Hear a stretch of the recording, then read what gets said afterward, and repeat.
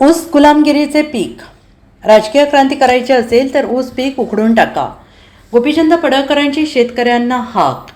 भाजप आमदार गोपीचंद पडळकर यांनी थेट साखर कारखानदारी विरोधात शेतकऱ्यांना ऊस पीक बंद करण्याची हाक दिली आहे. ऊस गुलामगिरीचे पीक असून गुलामगिरीचं ऊस पीक बंद केलं पाहिजे तरच राजकीय क्रांती करू शकतो. राजकीय चळवळ करायची असेल तर आधी ऊस पीक उखडून टाकले पाहिजे असे आवाहन भाजपा आमदार गोपीचंद पडळकर यांनी शेतकऱ्यांना केलं आहे. ते सांगलीच्या ईश्वरपूर येथे अहिल्यादेवी होळकर यांच्या 301व्या जयंतीनिमित्त आयोजित सभेत बोलत होते. समाज व्यवस्थेने बल करावा, उगताला गुरासारखं मारला हे बरोबर नाही. आरक्षणाची लढाई लढतोय आणि 1% ते आरक्षण मिळवण्यासाठी जी काय ताकद लावावी लागेल ती आपल्याला लावायची आहे. त्याच्यासाठी आपण संघटित होऊ, त्याच्यासाठी आपण ताकदीने पुढे जाऊ, त्याच्याबद्दल चिंता करण्याची काही गरज नाही. आपण त्या दिवसामध्ये सगळेजण एक दिलाने एक करायला आपण पुढे जायचं आहे. आज पुढे यायचं म्हटलं तर बरेच सगळे बघा गोपीचंद बऱ्याच दिवसाला येतोय.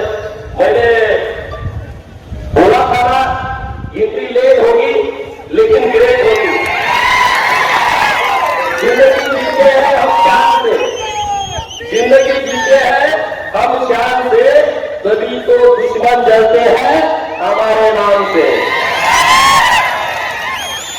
तभी तो दुश्मन जलते हैं. आपल्याला काम करावं लागेल.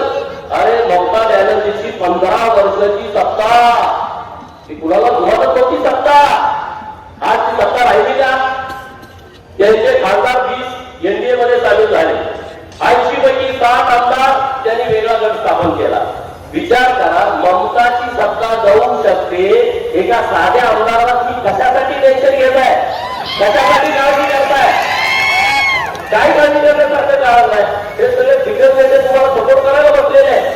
अहिल्यादेवींचे एवढ्या मुत्सदी होत्या जेव्हा राघोबा दादा त्यांच्यावरती ताल करून आले.